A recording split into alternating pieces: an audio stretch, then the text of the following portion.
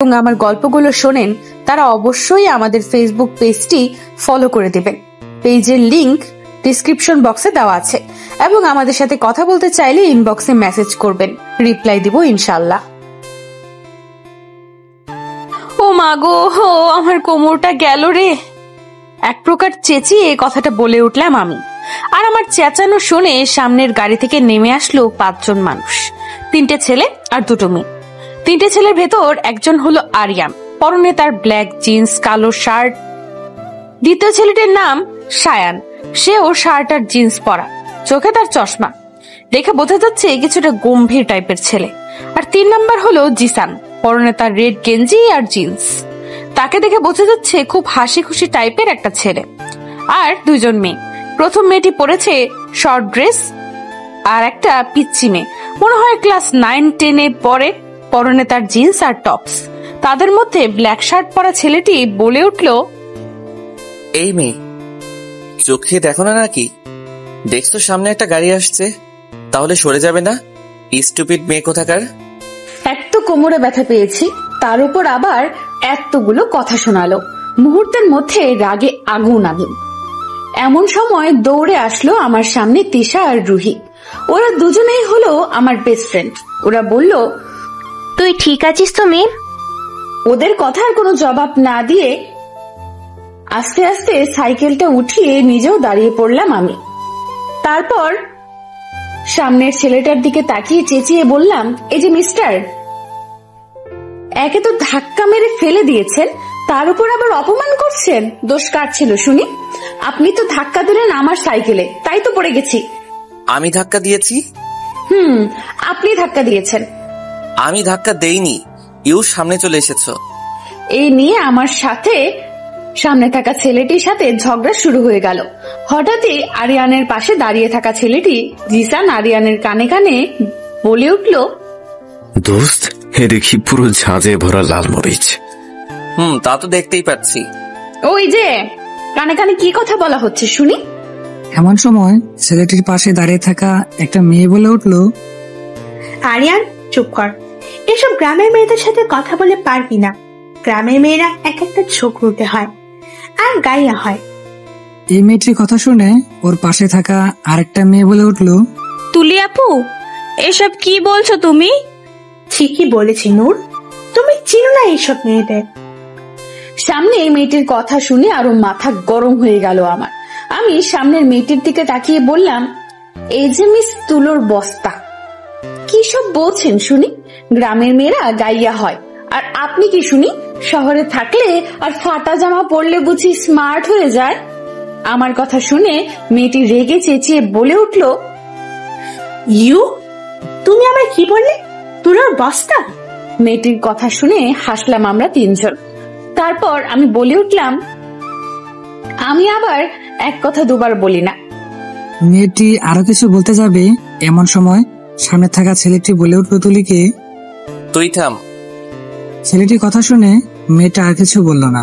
তারপর আরিয়ান আমার দিকে তাকিয়ে বলল, এই যে miss Lalmorich. What the Lalmorich? আমি লালমরিচ? আমি লালমরিচ হলে আপনি কি? আপনি তাহলে ফাটা স্পিকার। কি জানা নাকি? এমন সময় লুঙ্গি ড্যান্স গানের রিংটোন জিসানের ফোনে বেজে উঠল।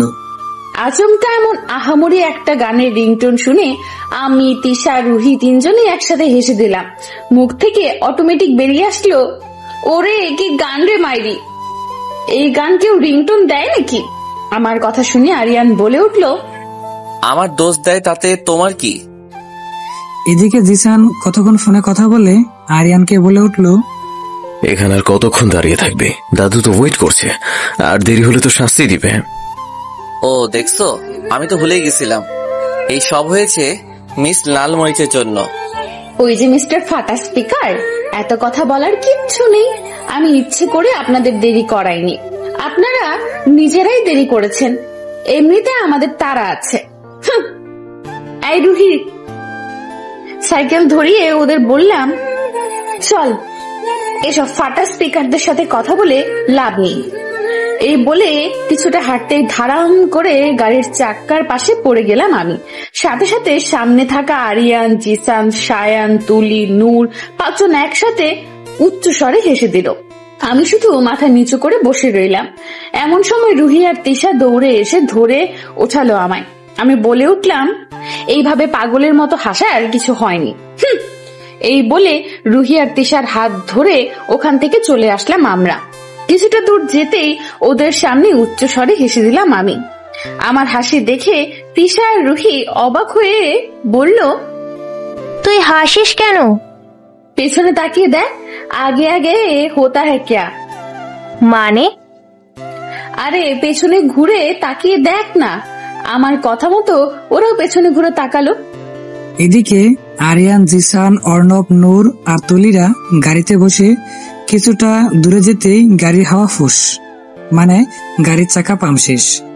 গাড়ি থেকে নেমে পাঁচজনেই অবাক। আরে গাড়ির পাম্প শেষ হয়ে গেল কিভাবে? সবাই অবাক চোখে তাকিয়ে আছে। এদিকে আমরা তিনজনই উচ্চ স্বরে হেসে দিলাম, কারণ কাজটা তো আমিই করেছি। তখন পরে কি এমনি এমনি গেছিলাম নাকি? এই জন্যই তো করেছিলাম। আরো হাসো বাবু, জোরে জোরে হাসো। এই বলে তিনজনই হাসতে হাসতে সাইকেল করে চলে যেতে লাগলাম নিজেদের কাজে। এদিকে আরিয়ানদের আর বুঝতে বাকি নেই যে কাজটা কে করেছে। আরিয়ান তো রাগে আগুন হয়ে গেছে। এমন সময় জিসান বলে উঠল, দেখছো কি শয়তান মাইয়া, কিভাবে গাড়িটার 12টা বাজিয়ে চলে গেল। সাংঘাতিক মেয়ে রে বাবা। এমন সময় সায়ান বলে উঠল, এখন কি উপায়? সায়ানের কথা শুনে আরিয়ান বলে উঠল, উপায় তো একটা বের করতেই হবে। সাইকেল করে সামনে যাচ্ছি আমরা। উদ্দেশ্য হলো ফোনে রিচার্জ করাবো। রুহিদের গ্রামের বাড়িতে বেড়াতে এসেছি আমি আর তিশা। বিশেষ কোনো কারণ ছাড়াই এসেছি। গ্রামের বাড়ি বরাবরই ভালো লাগে আমার। আর আমরা তিনজনই অনার্স সেকেন্ড ইয়ারের ছাত্রী। ভার্সিটি বন্ধ, তাই তিনজন মিলে এখানে ঘুরতে এসেছি। রুহির ফ্যামিলিরাও খুব ভালো, বিশেষ করে দাদু আমি খুব ভালোবাসে। আমার ভাবনার মাঝে রুহি বলে উঠল, কাজটা তুই ঠিক করিসনি কিন্তু। কোন কাজের কথা বলছিস বলতো তুই? আমার কথা শুনে তিশা বলে উঠল, আরে তুই বুঝতে পারছিস না, টায়ার ফাটার কথা বলছো। ও, আর করবো না কেন শুনি? শুধু শুধু কথা শোনালো কেন? আর ওই মেয়েটাকে তো ইচ্ছে করছিল ঠাটিয়ে একটা থাপ্পড় মারি। কিন্তু এখন যে টায়ার ফাটিয়ে দিলি, এখন ওরা যাবে কি করে? তার উপর ওই ছেলেটা তো বললো দেরি হলে নাকি ওদের দাদু শাস্তি দিবে। দেয় কি আমাদের তাতে? আমাদের সাথে তো আর দেখা হবে না। আর মনু, তুমি এত ওদের হয়ে কথা বলছো কেন বলো তো? ডাল মে কুছ জরুর কুছ কালা হ্যাঁ। আমার কথা শুনে তিশা হেসে বলে উঠল, আরে মামনি তো ওই চশমা পরা ছেলেটাকে দেখেই তো ক্রাশ খাইছে। তিশার কথা শুনে অবাক হয়ে বললাম আমি, কি? ওমা, কখন? আরে না, ও মিথ্যে কথা বলছে। রুহির কথা শুনে তিশা বলে উঠল, ওই আমি মিথ্যে কথা বলছি? তুই তো তখন আর কিছু বলতে পারলো না তিশা। তার আগেই রুহি মুখ চেপে ধরলো তিশার। আর যেটা দেখে আমার আর বুঝতে বাকি রইলো না, আসলে দাল মে ক্যা হ্যায় আসল মে, পুরি তাল হি কালা হ্যায়। ওদের কাণ্ড দেখে বলে উঠলাম আমি, বুঝতে পারি ঘটনাটা। তারপর তিনজন একসাথে হাসতে হাসতে চললাম নিজেদের গন্তব্যে। পাক্কা 1.5 ঘন্টা গাড়ি ঠেলতে ঠেলতে তাদের গন্তব্যে পৌঁছালো আরিয়ানরা। পর থেকে চোখ মুখে বিরক্তির ছাপ স্পষ্ট বোঝা যাচ্ছে। আরিয়ান তো মনে হয় মেয়েটাকে একবার পেলে কি করতো তাও নিজেও জানে না। ধীরে ধীরে বাড়ির ভিতরে পৌঁছালো তারা। বাড়িতে ঢুকতেই সবাই হেসে তাকালো তাদের দিকে। আরিয়ান সবার কাছে গিয়ে কথা বলতে শুরু করলো। এমন সময় আসলো দাদু। আরিয়ান গিয়ে তাকে জড়িয়ে ধরতেই দাদু বলে উঠল, এত দেরি কেন হলো? আসলে দাদু, আমাদের গাড়িটা নষ্ট হয়ে গিয়েছিল। অমন গাড়ি চালাও কেন যে গাড়ি অর্ধেক রাস্তায় আসতেই নষ্ট হয়ে যায়?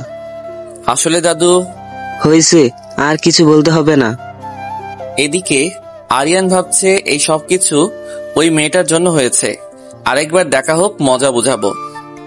এমন সময় বাড়ির ভিতর প্রবেশ করলো মিম, তিশা আর রুহি। ওদের দেখে রীতিমতো অবাক হলো আরিয়ান, সায়ান, জিসান, নূর আর তুলি। 5 জনেই অবাক চোখে তাকিয়ে আছে ওদের দিকে। বাড়ির ভিতরে ঢুকতেই সামনে তাকাতে চোখ রসগোল্লা হয়ে। হাই রে, এরা এখানে কেন? এখন কি হবে? দেয়ালের সাথে চেপে ধরে দাঁড়িয়ে আছে আরিয়ান, আর আমি ভয়ে কাচুমাচু হয়ে তাকিয়ে আছি তার দিকে। আগে যদি জানতাম ওনার সাথে আবার দেখা হয়ে যাবে, তাহলে জীবনেও টায়ার ফাটানো তো দূরে থাক, টায়ারের কাছেও যেতাম না আমি। কে জানতো এই ফাটা স্পিকার রুহির কাজিন হবে। কিছুক্ষণ আগে নিচে ওনাদের দেখে অবাক হলাম আমরা, সাথে ওনারও বেশ অবাক হয়েছে আমাদের দেখে, সেটাও বেশ বুঝতে পারছি আমি। রুহি তো মনে মনে বহুত খুশি, তার ক্রাশও আছে এখানে। রুহি নাচতে নাচতে গেল তার মায়ের কাছে জিজ্ঞেস করতে, এরা এখানে কেন? আমিও গিয়ে রুহির পাশে গিয়ে দাঁড়ালাম। আন্টি রুহির কথা শুনে বলে উঠলো, ও তোর রেনুর ফুপির ছেলে, মানে তোর ফুপাতো ভাই, আর নূর হলো ওর ছোট বোন, মানে তোর ফুপাতো বোন, আর বাকিরা হলো ওর বন্ধুরা। ওরা সবাই একসাথে ভার্সিটির ফাইনাল ইয়ারে পড়ে, আর নূর ক্লাস 10-এ। ওরা কখনো গ্রামে আসেনি, তা এসেছে এবার গ্রাম ঘুরে দেখতে। কিন্তু এই ভাইকে আর নূরকে আগে কোথাও তো দেখিনি। দেখবি কিভাবে, ও তো তেমন কোথাও যায় না, আর আমরাও তো ওদের বাসায় একবারে গিয়েছিলাম, আর তখন ও আর নূর ছিল না, তাই দেখিসনি। ও, এই তাহলে আরিয়ান ভাইয়া, তাই তো তখন নামটা চেনা চেনা লাগছিল। রুহির কথা শুনে আন্টি অবাক হয়ে তাকিয়ে বলল, কখন? আর বলো না মা, আর কিছু বলতে পারলো না রুহি। তার আগে রুহি পায়ে দিলাম একটা পাড়া, সাথে সাথে চেঁচিয়ে উঠলো, সাথে সাথে আশেপাশের সবাই আমাদের দিকে তাকালো। এমন সময় দাদু বলে উঠলো, কি হলো রুহি, তুমি চেঁচিয়ে উঠলে কেন? ও কি বলবে আর? আগেই আমি বলে উঠলাম, ও কিছু না দাদু ভাই, ও সামনে একটা টিকটিকি দেখে চেঁচিয়ে উঠলো আর কি। আমার কথা সবাই মেনে নিয়ে চলে গেল। এমন সময় দাদু ওনাদের বলে উঠলো, যাও সবাই রুমে গিয়ে ফ্রেশ হয়ে আসো। সাথে সাথে সবাই চলে গেল। এদিকে সবাই অবাক হয়ে তাকিয়ে গেলেও আরিয়ান আর তুলোর বস্তাটুকু তুলি আফায় রাগী লুক নিয়ে চলে গেল। তুলি আফার বিষয়টা খুব একটা গায়ে না মাখলেও আরিয়ানের লোকটায় ভয় লাগলো, না জানি সামনে পেলে কি করবে। আমি তো ভাই ভুলেও ওনার সামনে যাচ্ছে না। এই ভেবে কিছুক্ষণ গিয়ে দাদুর পাশে দাঁড়ালাম।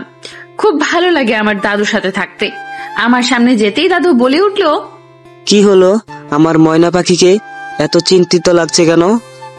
আমি দাদুকে খুব খুশি মনে জড়িয়ে ধরে বললাম, কিছু হয়নি দাদু ভাই। তারপর কিছুক্ষণ দাদুর সাথে কথা বললাম। এমন সময় সবাই সিঁড়ি দিয়ে নেমে আসলো। সায়ান, জিসান, তুলি, নূর। ওনাদের দেখে আমি আর কোনো কিছু না ভেবেই দৌড়ে সিঁড়ি বেয়ে উপরে উঠলাম। আর একটা রুম টপকে আরেক রুমে যাব, এমন সময় হুট করে কেউ হাত ধরে টান দিল। হঠাৎ করে যে এমন কিছু একটা হবে সেটা হয়তো আমি ভাবতেই পারিনি। ভয়ে চোখ মুখ বন্ধ করে আছি। বর্তমানে জীবনে প্রথমবার কোনো ছেলের এতটা কাছে চলে এসেছি। আমার মনে হচ্ছে হার্টবিট ওঠানামা করছে, বুকের ভেতর টক টক করছে, মনে হচ্ছে এখনই শ্বাস বন্ধ হয়ে যাবে আমার। আমি কাঁপা কাঁপা গলায় বললাম, আপনি এইভাবে আমায় টান দিলেন কেন? তুমি আমার গাড়ির টায়ার পাংচার করেছো কেন? ওনার কথা শুনে ভয়ে কাঁপা কাঁপা গলায় বললাম, কে বলেছে আপনাকে যে আমি আপনার গাড়ির টায়ার ফাটাইছি? তোমার সাহস তো কম না। একে তো গাড়িটার 12টা বাজাইছো, তার উপর আবার বড় বড় কথা বলছো। দেখুন, আমি কিছু করিনি, আমি যেতে দিন। এমন সময় দরজায় নক করলো কেউ। হঠাৎ এমনটা হওয়াতে আমি প্রচুর ভয় পেয়ে গেলাম।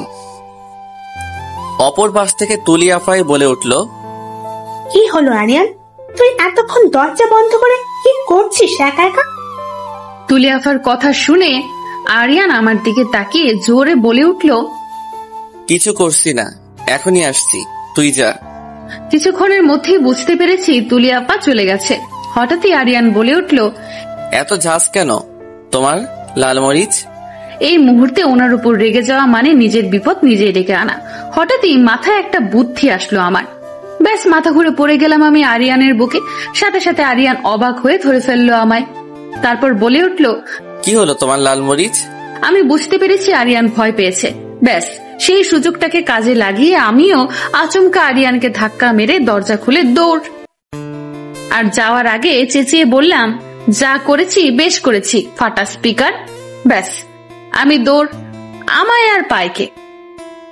এদিকে আরিয়ান যেন এখনো শক্ট হলো। কি হলো এইমাত্র সেটা ভেবে আরিয়ান হাসতে হাসতে বলল, ঠিক আছে লালমরিচ, আমিও ইটের জবাব পাথর দিয়ে দিব, জাস্ট ওয়েট। এই বলে মুচকি হেসে ঘর থেকে বের হলো আরিয়ান। রান্নাঘরে আন্টির কাছে হেল্প করছে রুহি। আর কিছুক্ষণ পর পর সায়নের দিকে তাকাচ্ছে সে। কেমন এক অদ্ভুত অনুভূতি হচ্ছে তার। এর আগে কখনো কোনো ছেলেকে দেখে এমন হয়নি তার। তবে কি সায়নকে প্রথম থেকেই ভালোবেসে ফেলেছে? না না, এসব কি ভাবছে? দূর, মনে হয় মাথাটা পুরোই গেছে। হঠাৎ রুহির মাথায় চটি মারল তিশা। আচমকা এমনটা হওয়াতে রুহি পুরো অবাক হলো। তারপর তিশাকে দেখে বলল, কি হলো, মারলি কেন? কি এত ভাবছিস শাকচুন্নি? কই কিছু না তো।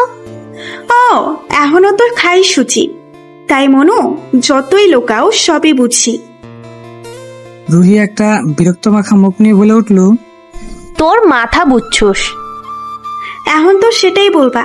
তুমি যে সায়ান ভাইয়ের দিকে তাকিয়ে লাইন মারছো তা আমি ভালো করেই বুঝতে পারছি। তিশা, এখন কিন্তু খারাপ হয়ে যাচ্ছে। তেমন কিছুই নয়। তা তো বুঝতেই পারছি। রুহি আর কিছু বলতে চাপে তার আগেই আন্টি রুহিকে ডেকে বলল, ফ্রিজ থেকে ডিম নিয়ে আয়। এই মুহূর্তে রুহি আটা মাখতে ব্যস্ত। আর তা দেখে তিশা বলে উঠল, আমি নিয়ে আসছি আন্টি। এই বলে তিশা ফ্রিজ থেকে 10টা ডিম বের করে একটা বালতিতে করে নিয়ে হাঁটতে শুরু করলো। ওদিকে উল্টো দিকে সোফার সামনে দাঁড়িয়ে লাফিয়ে হাসতে হাসতে কথা বলছিল। আর সায়ান মোবাইল হাতে নিয়ে সোফায় বসে গোতাচ্ছিল। সায়ানের পাশে তুলি আর নুরু বসেছিল। আর ওরা সবাই জিসানের কথা শুনতেছিল আর হাসাহাসি করছিল। জিসান বরাবরই হাসি খুশি আর ফানি টাইপের, আর লাফালাফি করতে পছন্দ করে এমন টাইপের একটা ছেলে।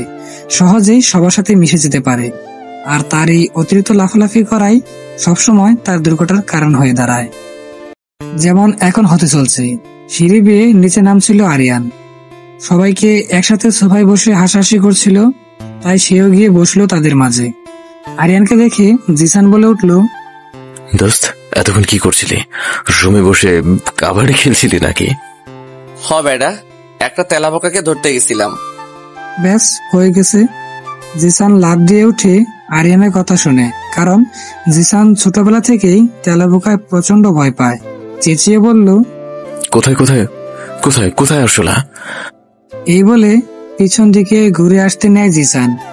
এদিকে রান্নাঘরের কাছে এসে তিশা ডিমের বাটি নিয়ে আসতেছিল। আর এদিকে জিসান চেঁচিয়ে লাফাতে লাফাতে গিয়ে পড়লো তিশার উপরে। আচমকা এমন হওয়াতে দুজনে তাল সামলাতে না পেরে পড়ে গেল নিচে। তিশা নিচে আর তিশার উপরে জিসান। আর জিসানের মুখে গিয়ে পড়লো ডিমের বাটি। ব্যাস, খেলাফত যা হবার হয়ে গেছে। পুরো 10টা ডিম খেটে লাগলো জিসানের মুখে। ঘটনাটা ধপ করে হয়ে যাওয়ায় সবাই পুরো হা হয়ে তাকিয়ে রইল ওদের দিকে। কিছুক্ষণের মধ্যেই হাসির রোল পড়ে গেল পুরো বাড়িতে। সিঁড়ি বেয়ে নিচে নামছিলাম আমি। এমন আহামরি ঘটনা দেখে চোখ পুরো রসগোল্লা হয়ে গেল আমার। জাস্ট হা করে তাকিয়ে রইলাম আমি ওদের দিকে। এদিকে তিশা পড়ছে মহা বিপদে। না পারছে কিছু বলতে, না পারছে কিছু করতে। হঠাৎই তিশা চেঁচিয়ে বলে উঠল, কানা নাকি? ঠিক মতো দেখে হাঁটতে পারেন না নাকি? উঠুন বলছি আমার উপর থেকে। এদিকে জিসান কি করবে বুঝতে পারছে না। তার চোখে মুখে কিছু লাগাতে সে চোখ খুলতে পারছে না।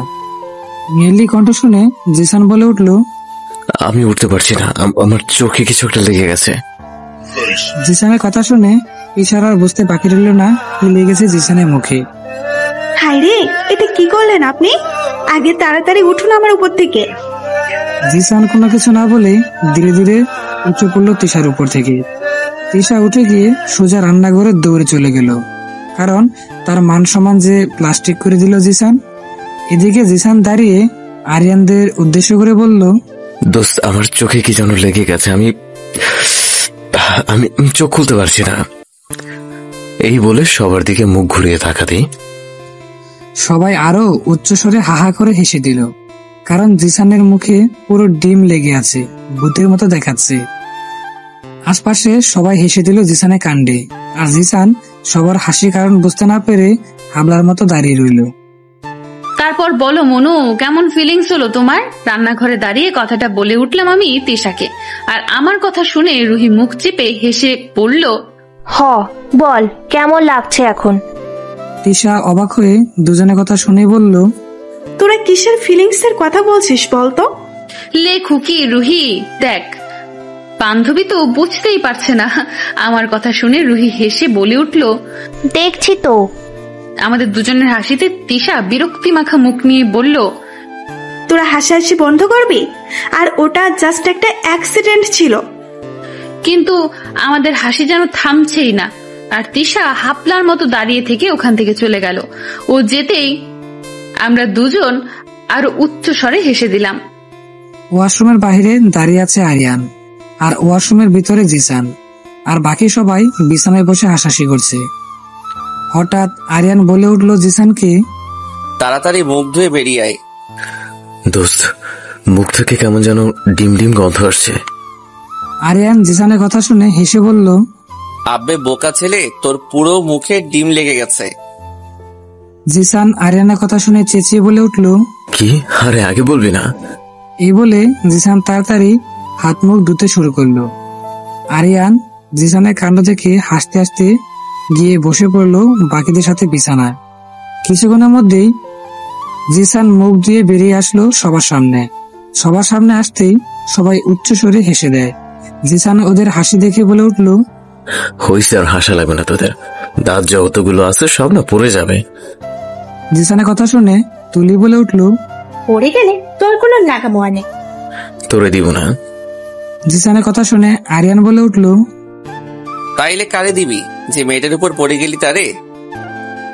আরিয়ানের কথা শুনে 2 মিনিটের জন্য হলেও জিসান কল্পনায় চলে যায় তখনকার বিষয়টা নিয়ে। কিছু একটা ভেবে আর মনে হাসলো জিসান। হঠাৎই জিসানের মাথায় একটা চাটি মারলো আরিয়ান, তারপর বলে উঠল, কি এত ভাবছিস বলতো? না কিছু না। তারপর বলো মামা, ডিমের পারফিউমটা কেমন লাগলো? আবার যা, আমি তো ওগুলোকে আর খেলবো না। জিসানের কথা শুনে হেসে দিল সবাই। সারাদিন হাসাহাসি করতে করতে কেটে গেল তাদের। রাতে খাবার টেবিলে গোল করে বসে আছে সবাই। এদিকে তিশা আর জিসান দুজনেই মাথা নিচু করে চুপ করে বসে আছে। আর ওদের এভাবে মাথা নিচু করে থাকার মূল কারণ হলো জিসান। এই মুহূর্তে আমরা সবাই দুপুরে সেই ঘটনাটা নিয়ে হাসাহাসি করছি। এমন সময় আমাদের মাঝে আসলো দাদু। সাথে সাথে সবাই চুপ, আমরাও চুপ। তারপর সবাই মিলে খাবার খেতে শুরু করলাম। ধীরে ধীরে খাবার টেবিলে নীরবতা এসে গ্রাস করলো। আমার সামনে বসেছে আরিয়ান, আরিয়ানের বাম পাশে তুলি আর ডান পাশে সায়ান, তারপর জিসান, তারপর নূর, আর আমাদের দিক থেকে তিশা জিসানের সামনে, আর রুহি সায়ানের, আর আমাদের সবার মাঝখানে বসেছে দাদু। এইভাবে নীরবতা ভালো লাগে নাকি? ধুর, বোরিং লাগছে। এইভাবে তিশার পায়ে একটা খোঁচা মারলাম। আমার কাজে তিশা অবাক হয়ে বলল, কি হয়েছে? ভালো লাগছে না, সবাই এইভাবে চুপচাপ কেন? বোবা হয়ে গেল নাকি? এত কথা কেন বলিস তুই? চুপচাপ খেয়ে নে। আচ্ছা দেখ তো রুহি, আফাই কি করছে? নিশ্চয়ই সায়ান ভাইয়ের দিকে মিটমিট করে তাকাচ্ছে আর হাসছে। আমার কথা শুনে তিশা রুহির দিকে তাকালো, আর যা ভাবছিলাম তাই ঠিক। আফাই সায়ানের দিকে তাকিয়ে মুচকি হাসছে, আর সায়ান সে একটা গোমরা মুখী চুপচাপ খাবার খাচ্ছে, মনে হয় বউ মরছে এমন। আমার কথা শুনে তিশা হেসে বলে উঠল, ঠিকই বলছো, ভাইয়াটা কেমন যেন সব সময় চুপচাপ থাকে। আমাদের ফিসফিসিতে দাদু বলে উঠল, কি হলো ময়না পাখি আর টিয়া পাখি, তোমরা দুজন কি ফুসফুস করছো? ব্যাস হয়ে গেল। দাদুর কথা শুনে সবাই আমাদের দিকে তাকালো। এমন সময় আরিয়ান বলে উঠল, কি আর বলবে দাদু, নিশ্চয়ই খাবার টেবিলে বসে মশা মারছে। আরিয়ানের কথা শুনে হেসে দিল সবাই। ওই আপনাকে কে বলছে আমার বিষয়ে কথা বলতে? আমার কথা শুনিয়ে আরিয়ান চেঁচিয়ে বলে উঠল, দাদু, তোমার ময়না পাখির আরো খাবার লাগবে। আরিয়ানের কথা শুনে আমার চোখ রসগোল্লার মতো হয়ে গেল। মুখ থেকে অটোমেটিক বেরিয়ে আসলো, শালায় বলে কি আরো খাবার লাগবে? আমি তো এগুলোই খেতে পারছি না।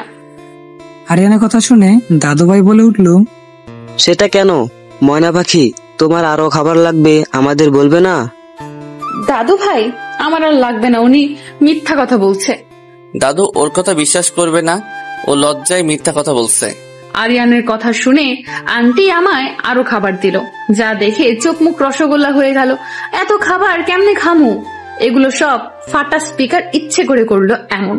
আচ্ছা ঠিক আছে, আমারও সুযোগ আসবে বাবু, তারপর আমিও দেখিয়ে দিমু। এই বলে নিজেকে সান্ত্বনা দিয়ে ধীরে ধীরে খাবার খেতে শুরু করলাম। কিছুক্ষণ পর আর খাবার পেটে যাচ্ছে না, তাই তিশাকে বললাম, বোন কিছু খাবার নিবি? না, আর হবে না, এমনিতেই পেট ভরে গেছে। এদিকে আরিয়ান মুখ চেপে হাসছে আর মনে মনে বলছে, এইবার বোঝো ঠেলা, আমার গাড়ির 12টা বাজাইছো না, এখন আমিও তোমার 12টা বাজাই দিছি। একে একে সবাই খাবার খেয়ে চলে যাচ্ছে আর আমি এখনো বসে আছি। সবাই যেতেই অর্ধেক খাবারের প্লেট নিয়ে উঠতে যাব, এমন সময় আরিয়ান বলে উঠল, কোথায় যাচ্ছ লালমরিচ? আরিয়ানের কথা শুনে আমতা আমতা করে বললাম আমি, কই কোথাও না তো, কোথাও যাচ্ছি না। সত্যি তো? তাহলে খাও, সব খাবার না খাইয়ে তোমায় তো উঠতে দিচ্ছি না। এই মুহূর্তে প্রচুর কান্না পাচ্ছে আমার। আমি জীবনে কোনোদিন এত খাবার একসাথে খাইনি।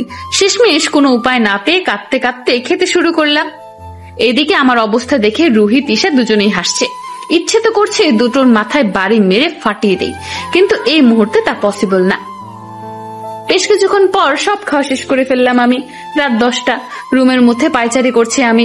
অতিরিক্ত খাবার খাওয়ার ফলে অতিরিক্ত খারাপ হয়ে গেছে আমার। সব হয়েছে ওই ফাটা স্পিকারের জন্য, ছাড়বো না আমি। এর শাস্তি যে পর্যন্ত না দিচ্ছি সেই পর্যন্ত আমার ঘুম আসবে না। এই মুহূর্তে বকবক করছি আমি, শালা তোর কপালে ভালো বউ জুটবে না দেখিস, তোর বউ তোরে সারাদিন চালাবে দেখিস, তোরে প্রচুর মারবে। আমার মতো এত সুন্দর ইনোসেন্ট মাইয়ার লকে এমন করলি না, তোর ভালো হবে না দেখিস। আর বিছানায় বসে বসে আমার কাণ্ড দেখে হাসছে তিশা আর রুহি। হঠাৎই সামনে একটা বালিশ দেখলাম আমি, সাথে সাথে বালিশটা হাতে নিয়ে মারলাম দুটোর মুখে। রুহি বালিশ ধরে বলল, আমাদের মারছিস কেন? ঠিকই তো, আমাদের মারছিস কেন তুই? তোরা হাসছিস কেন? হাসবো না, আর আমাদের না মেরে মারতে হলে কি ফাটা স্পিকারে মার। তিশার কথা শুনে মনে মনে বললাম, ঠিকই তো, ওদের না মেরে ফাটা স্পিকারকে তো মারা উচিত, কিন্তু কেমনে? হঠাৎই মাথায় একটা বুদ্ধি আসলো আমার। ব্যাস চুপি চুপি রুম থেকে বেরিয়ে উকি মারতে লাগলাম আমি নিচে। উদ্দেশ্য হলো নিচে আরিয়ান আছে নাকি। সিঁড়ি বেয়ে নিচে নামতে নামতে উকি মারছি আমি, কিন্তু কোথাও ওনাকে পাচ্ছি না। হয়তো সবাই ঘুমিয়ে পড়েছে। এই ভেবে আবার উপরে উঠতে যাব, এমন সময় কেউ বলে উঠল, এইভাবে চোরের মতো উকি মারছো কেন? আচমকে এমনটা হওয়াতে ভয়ে ঘাবড়ে গেলাম আমি। সামনে তাকিয়ে আরিয়ানকে দেখে আরেক দফা অবাক হলাম আমি। তারপর নিজেকে সামলিয়ে বললাম, চোরের মতো উকি মারবো কেন? আসলে আসলে কি? আসলে আসলে কি? আসলে আমার কথা শুনে আরিয়ান বিরক্তি মাখা মুখ নিয়ে বলল, আরে আসলে কি সেটা বলবে তো? আপনি একটু নিচু হন, কানে কানে বলবো। আমার কথা শুনে আরিয়ান সিরিয়াস কিছু মনে করে মাথা নিচু করলো। আরো নিচু হন। আরো নিচু হতে হবে? আরিয়ান আমার কথা শুনে আরো নিচু হলো। আচ্ছা আপনি কি বাংলা বুঝেন না? কানে কানে বলবো, আপনার কানটা আমার কাছে নিয়ে আসুন। আমার কথা শুনে আরিয়ান আরো নিচু হলো। ব্যাস হয়ে গেছে। আরিয়ান নিচু হতেই আরিয়ানের মাথায় আমি আমার মাথা দিয়ে ঠাস করে একটা বাড়ি। তারপর বলে উঠলাম, এটাই করার ছিল। আর এইটা হলো খাবারের সময় আমায় হেনস্থা করার জন্য। তারপর আমার আর পাইকে দৌড়ে সিঁড়ি দিয়ে বেয়ে উপরে উঠে সোজা রুমে। এদিকে আচমকা এমন হওয়াতে আরিয়ান পুরো বেবাচাকা খেয়ে গেল। আরিয়ান কপালে হাত দিয়ে হা হয়ে দাঁড়িয়ে আছে। কি হলো? সব তার মাথার উপর দিয়ে গেছে। কিন্তু লালমরিচে বাড়িটা মেরেছে খুব জোরেই। তারপর আরিয়ান মাথায় হাত দিয়ে উপরে উঠতে লাগলো আর বলছে, ঠিক আছে, আমিও পরে তোমায় দেখে নেব, শয়তান মাইয়া কথাকার। রুমে ঢুকে সোজা নাগিন ডান্স দিতে লাগলাম আমি, আর গান গাইছি, উড়ে উড়ে মা মা উড়ে উড়ে কাকু কি যে মজা পাইছি, ডিস্কো দিছি লগে আরো দিমু টিং টিং। ভোরের ফুরফুরে আলোতে ঘুম ভাঙলো আমার। গ্রামের বাড়ির সকালটা খুব সুন্দর হয়। হালকা শীত শীত ভাব একটা, পাখির কিচির মিচির শব্দ, উফ কি কি যে সুন্দর। বিছানা থেকে উঠে বসলাম আমি। এখনো বেঘরে ঘুমিয়ে আছে তিশা আর রুহি। কাল সারা রাত আমার কাণ্ড দেখে ওরা হাসতে হাসতেই শেষ। তবে কাল রাতে আমার খুব ভালো লেগেছে, আনমনে হাসলাম আমি। তারপর চুপি চুপি বিছানা থেকে নেমে পড়লাম আমি। তারপর মাথায় ওড়না জড়িয়ে রুম থেকে বেরিয়ে সোজা নিচে নামলাম। গ্রামের এই শিশির ভেজা সকালবেলা রাস্তায় দাঁত ব্রাশ করতে করতে হাঁটার বিষয়টা খুব মজাদার। চুপি চুপি বাড়ির বাইরে বেরিয়ে আসলাম। গ্রামটা অসম্ভব সুন্দর। আর এই মুহূর্তে বাড়ির পেছন দিকে যাচ্ছি আমি। বাড়ির পেছন দিকটাও খুব সুন্দর, সরাসরি গাছপালা। কিছুটা দূরে যেতেই একটা সুন্দর পুকুর আছে সামনে। এখানে আমরা আসছি আজ 3 দিন হলো, আর প্রতিদিনই এখানে এসে মুখ ধুই আমি। বিষয়টা আমার কাছে খুব মজাদার লাগে। পুকুর বরাবরই আমার ভালো লাগে, কিন্তু সমস্যা হলো আমি সাঁতার জানি না। ছোটবেলা থেকে শহরের পরিবেশে বসবাস আমার, তাই এমনটা হয়েছে। প্রথম প্রথম খুব ভয় লাগলেও এখন আর লাগে না। বর্তমানে সেখানে যাওয়ার উদ্দেশ্যেই হাঁটছি আমি। হালকা রৌদ্রের তাপ আর চারদিকে রয়েছে খেজুর গাছ সহ বিভিন্ন ধরনের গাছপালা। তবে সমস্যা যেটা হলো, পুকুরটার কাছে যাওয়ার আগে একটা গাছের হাক্কা। গ্রামের ভাষায় আর শহরের ভাষায় বলতে গেলে ছোট্ট একটা পুল আছে, যার নিচে আছে অল্প সংখ্যক কাদা পানি। আশেপাশে ধরার মতো কোনো সিস্টেম নেই, শুধু ছোট্ট একটা মোটা গাছ রাখা। এই জিনিসটা পার হতে প্রতিদিনই সমস্যা হয়। মনে হয় কখন যে পড়ে যায় ওই কাদা পানির মধ্যে।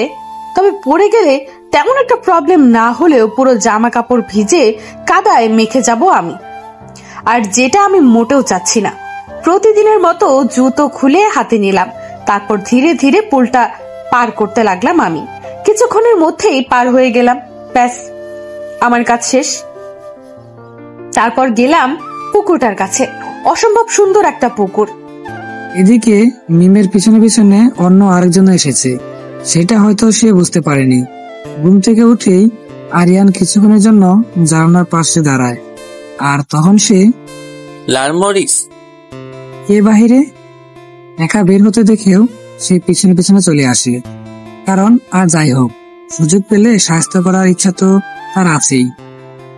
আর কাল রাতে যা করেছে তার জন্য তো কিছু একটা করতে হবে, এ ভেবে সেও চলে আসে পিছনে পিছনে। এই মুহূর্তে আরিয়ানও সেই পুলটার এপারে দাঁড়িয়ে আছে। তারপর সেও ধীরে ধীরে পার হয়ে গেল ওপারে। কিছুটা দূরে যেতেই সে দেখতে পেল লাল মরিচ এসে এসে মুখ ধুচ্ছে। কিছুক্ষণের জন্য হলেও আরিয়ানের চোখ আটকে যায় মিমের ঠোঁটের হাসির দিকে। কিছুক্ষণ তাকিয়ে রইল আরিয়ান তার দিকে। বেশ কিছুক্ষণ পর সিঁড়ি বেয়ে উপরে উঠলাম। আচমকা সামনে ফাটা স্পিকার দেখে চমকে উঠলাম আমি। এই রে, এখন এখানে একা পেয়ে মারবে নাকি আমায়? একদম কথা না বলে চুপি চুপি এখান থেকে যেতে হবে আমায়। এই ভেবে দ্রুত গতিতে হাঁটা শুরু করলাম আমি। হঠাৎ মনে হলো কোথাও একটা আটকে গেছে উনি, তাই বলে উঠলাম, এইভাবে তাকিয়ে কি দেখছেন বলুন তো? কারো কণ্ঠ শুনে আরিয়ান তার ভাবনা থেকে বেরিয়ে আসলো। তারপর বলে উঠলো, কই না, কিছু না তো। ও, তাই এখানে কি করছেন? তেমন কিছু নয়। ও ঠিক আছে, এই বলে আমি চললাম। এদিকে আরিয়ান শুধু তাকিয়ে রইল মিমের যাওয়ার পানে। হঠাৎই আরিয়ান বলে উঠলো, এখানে কি করছিলে? আরিয়ানের কথা শুনে থেমে গেল মিম। তারপর বলে উঠলো, না তেমন কিছু না, ওই পুকুরটার কাছে আসছিলাম মুখ ধুতে। ও, তবে এখন কোথায় যাচ্ছ? বাড়িতে। ও আচ্ছা, ওয়েট, একসাথে যাব। আমিও মুখ ধুয়ে আসি। আনমনে হেসে বললাম আমি, ঠিক আছে। আরিয়ানের এমন স্বাভাবিক ব্যবহার দেখে মিমের কেমন যেন লাগছে। উনি কি ভুলে গেলেন নাকি কাল রাতের বিষয়টা? যাক, ভালো হয়েছে। যেমনটা ভেবেছিলাম তেমন কিছু নয়। কিছুক্ষণের মধ্যে আরিয়ান চলে আসলো। তারপর আরিয়ান মিমের সামনে এসে বলে উঠলো, চলো তাহলে যাওয়া যাক। কেন জানি মনের ভেতর কু ডাকছে। নিশ্চয় ডাল মে কুছ কালা হ্যায়, তা না হলে এতটা স্বাভাবিক ব্যবহার ঠিক হজম হচ্ছে না তো। আমার ভাবনার মাঝে আরিয়ান বলে উঠলো, কি হলো, চলো। চলুন। তারপর আর কিছু না ভেবে চললাম আমি আর আরিয়ান একসাথে। এবার সমস্যা হলো আরেকটা, এখন এই পুলটা কি করে পার করব? যদি পড়ে যাই মান সম্মান সব তো ফালুদা হয়ে যাবে। বি পজিটিভ মিম। আরিয়ান আমার আগেই চলে গেছে, এখন আমি বাকি আছি। কি করে পার হব বুঝতে পারছি না। বারবার মনে হচ্ছে আমি পড়ে যাব। তারপর আরিয়ান আমায় নিয়ে হাসাহাসি করবে। হঠাৎ আরিয়ান বলে উঠল, হেল্প লাগবে? না, আমি পারবো। ঠিক আছে। তারপর আমিও আর কিছু না বলে আস্তে আস্তে চলে আসতে নিলাম। আর আমার প্রথম ভুল ছিল আমি জুতা খুলিনি, যার পরিণতি কিছুটা দূরে যেতেই ঠাস করে পড়ে গেলাম আমি কাদা পানির ভিতর। ব্যাস, যেটা ভয় পেয়েছিলাম সেটাই হলো। এদিকে আরিয়ান আমার কাণ্ড দেখে হাসতে হাসতে শেষ। এই মুহূর্তে নিজের চুল নিজে ছিঁড়ে ফেলতে ইচ্ছে করছে আমার। নিজের দোষী হলাম আমি। ওদিকে আরিয়ান হাসতে হাসতে বলল, এই জন্যই বলেছিলাম হেল্প লাগবে, কিন্তু মহারানীর তো হেভি অ্যাটিটিউড, যার পরিণতি এমন হয়েছে। এই বলে হাসতে লাগলো আরিয়ান। আর মিম শুধু হাবলার মতো তাকিয়ে রইল। ধীরে ধীরে উপরে উঠতে নিল আবারও। পড়ে যায় মিম, অতিরিক্ত পিছলা, যার কারণে উঠতে পারছে না। এদিকে আরিয়ানের হাসি রেশ আরো বেড়ে যাচ্ছে, আর মিম শুধু চুপ করে বসে রইল। হঠাৎ আরিয়ান তার হাত বাড়িয়ে দিল তার দিকে, তারপর বলে উঠল, হাত দাও। মিমও হাত বাড়িয়ে দিল তার দিকে। হঠাৎ মাথায় শয়তানি মার্কা বুদ্ধি আসলো মিমের। প্রচুর হাসা হচ্ছিল না আমাকে নিয়ে? এই ভেবে আরিয়ানের হাত ধরে নিলাম এক টান। সাথে সাথে আরিয়ানও এসে পড়লো কাদা পানির ভেতর। তারপর আমিও হাসতে লাগলাম। এদিকে আরিয়ান পুরাই বেবাচাকা খেয়ে গেল। সে হয়তো ভাবতেও পারেনি লালমরিচ এমন কিছু একটা করবে। আরিয়ান বিরক্ত মাখা মুখ নিয়ে বলল, এটা কি হলো? প্রচুর হাসছিলেন না, তার শোধ। পানিটা কিন্তু প্রচুর ঠান্ডা। আরিয়ানের কথা শুনে আনমনে হেসে দিলাম দুজনেই। রান্নাঘরে দাঁড়িয়ে আছে রুহি, আর মায়ের সাথে কাজে হেল্প করছে সে। হঠাৎই সেখানে উপস্থিত হলো সায়ান, কারণ সে আরিয়ানকে খুঁজছে। সায়ানকে চারিদিকে তাকাতে দেখে রুহি আসলো সামনে। এক বুক সাহস নিয়ে বলে উঠল, কাউকে খুঁজছেন ভাইয়া? আচমকা কোনো মেয়েরই কণ্ঠ শুনে ঘুরে তাকালো সায়ান মেয়েটির দিকে। এই প্রথম হয়তো সায়ান খেয়াল করলো রুহিকে। রুহির দিকে কিছুক্ষণ তাকিয়ে বলে উঠল, আরিয়ানকে। ও, আরিয়ান ভাইয়াকে? তাকে দেখেছিলাম কিছুক্ষণ আগে বাহিরে যেতে। ও, ওকে। এটুকু বলে সরে আসে সায়ান, আর রুহিও আর কিছু না ভেবে মুচকে এসে তার কাজে চলে যায়। সিঁড়ি বেয়ে এক প্রকার নিচে নেমে আসে জিসান। তারপর চিল্লিয়ে বলে উঠল, দোস্ত, আরিয়ানকে দেখেছিস? সকাল থেকে কোথাও দেখতেছে না। জিসানের কথা শুনে সায়ান বলে উঠল, ও নাকি বাইরে গেছে। একা একা চলে গেল। এমন সময় সিঁড়ি বেয়ে নিচে নামলো তিশা, কারণ সে তার ওড়না খুঁজে পাচ্ছে না। সকালে ঘুম থেকে উঠে নিজের ওড়না না পেয়ে সে অবাক। পরক্ষণেই পাশে মিমের ওড়না দেখে সে বুঝে গেছে তারটা মিম নিয়ে গেছে, তাই সে খুঁজছে মিমকে। তিশা সিঁড়ি বেয়ে নিচে নামতেই জিসান আর সায়ানকে একসাথে দেখে কিছু না বলেই চুপচাপ হেঁটে যেতে লাগলো। এই মুহূর্তে তিশা জিসানের উপর রেগে আছে, শুধুমাত্র তার জন্য। কালকে রুহি আর মিমের কাছে হেনস্থ হয়েছে সে, তাই একটু রেগে সে মুখ গুমরা করে নিচে নামছে তিশা। এদিকে কিষান তিশাকে দেখে একটা দাঁত কেলানি হাসি দিল, কিন্তু তিশা সেদিকে কোনো লক্ষ্য না দিয়ে মুখ ফিরিয়ে চলল। জিসান হয়তো বুঝতে পেরেছে তিশা ওর উপর রেগে আছে। তিশা হাঁটতে হাঁটতে রুহির কাছে গিয়ে দাঁড়ালো, তারপর বলে উঠল, মিম কই রে? আমি জানি না তো, সকাল থেকে দেখিনি ওকে। এমন সময় দরজার সামনে এসে উপস্থিত হলো আমাদের লালমরিচ আর একটা ফাটা স্পিকার। তাদের দুজনের অবস্থা দেখে সবাই জাস্ট হা হয়ে তাকিয়ে রইল। সবার মুখ থেকে অটোমেটিক বেরিয়ে আসলো, তোদের এমন অবস্থা কেমন করে হলো? এমন অবস্থা কেমন করে হলো? এমন অবস্থা কেমন করে হলো? তোদের এমন অবস্থা কেমন করে হলো? সবার এমন ভাবে তাকিয়ে থাকা দেখে একটা ডেন্টাল কেয়ার বাপ নিয়ে বলে উঠল, আরে চাপ নিয়েন না, বেশি কিছু হয়নি, জাস্ট কাদা পানির ভেতর পড়ে গেছি। আমার কথা শুনে জিসান আমার সামনে এসে বলে উঠল, দুজনে একসাথে? না, একসাথে নয়, প্রথমে আমি, তারপর ওনার। আর কিছু বলতে পারলাম না, তার আগেই আরিয়ান ধমক দিয়ে বলে উঠল, তুমি চুপ করো। আরিয়ানের ধমক শুনে মিম মুখে হাত দিয়ে চুপ করে আছে। আরিয়ান জিসানের দিকে তাকিয়ে বলে উঠল, বলবো পরে, আগে চেঞ্জ করে আসি। তারপর মিমের দিকে তাকিয়ে বলে উঠলাম, আর তুমিও যাও। মিমও আর কোনো কথা না বলে সোজা দৌড়ে রুমে চলে যায়। উপরে উঠতে নিলে হঠাৎই তুলির বস্তা টুকু তুলি আপুর সাথে ধাক্কা লেগে যায় মিমের। ধাক্কা লাগাতেই সে চেঁচিয়ে বলে উঠল, ইউ স্টুপিড গার্ল, এগুলো কি করলে? আমার হাতে কাদা লেগে গেছে। সরি, আমি আসলে খেয়াল করিনি।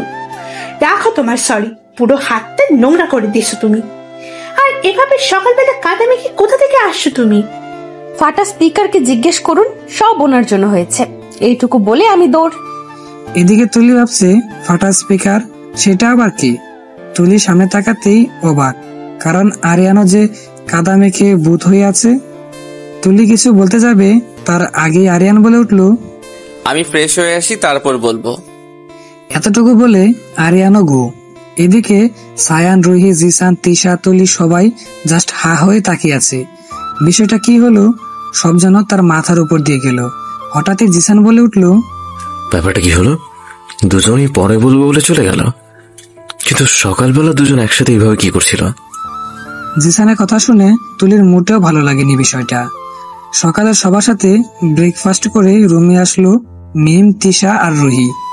ওদের মনে একটাই প্রশ্ন, সেটা হলো তখন কি হয়েছিল? ওরা বিছানায় বসে পড়লো। বুক চিনচিন করছে হায়, মন তোমায় কাছে চায়। বুক চিনচিন করছে হায়, মন তোমায় কাছে চায়। আয়নার সামনে দাঁড়িয়ে চেঁচিয়ে গানটা গাইলাম। এমন সময় তিশা বলে উঠল, তুমি ছুঁয়ে দিলে হায়, আমার কি যে হয়ে যায়। তিশার গান শুনে হাসতে হাসতে শেষ আমি আর রুহি। তারপর রুহিকে বলে উঠলাম, তুই একটা গান গা, তা না হলে সকালের পার্টি জমবে না। রুহি আমার কথা শুনে হেসে বলল, ঠিক আছে, 1 2 3। বিধি তুমি বলে দাও আমি কার, দুটি মানুষ একটি মনের দাবিদার। রুহির গান শুনে হেসে দিলাম, তিশা আর আমি দুজনে। তারপর রুহি আর তিশা দুজনেই বলে উঠল, এখন বল কি হয়েছিল? তখন তোরা দুইজন এইভাবে ভূত কেন হয়েছিলি? তোরা শুনবি? বল। শুনতেই হবে? ঠিক আছে, কাছে আয় বলছি। আমার কথা শুনে তিশা অবাক হয়ে বলল, কাছে আসতে হবে কেন? আরে বোঝো না কেন, সিরিয়াস কিছু কানে কানে বলবো। মিমের কথা শুনে ওরা দুজনেই একসাথে কাছে এসে দাঁড়ালো। তারপর মিম ওদের কানের কাছে মুখটা নিয়ে এক টানে হাত দিয়ে চেঁচিয়ে বলে উঠল, সময় পাইলে টাঙ্কি মারছে ও বন্ধুগণ, সময় পাইলে টাঙ্কি মারছে। আচমকা আরিয়ানের সাথে ধাক্কা লেগে ওনার গায়ের উপর পড়ে যাই আমি। হঠাৎ করে এমনটা হওয়াতে আরিয়ানও তাল সামলাতে না পেরে পড়ে যায় নিচে।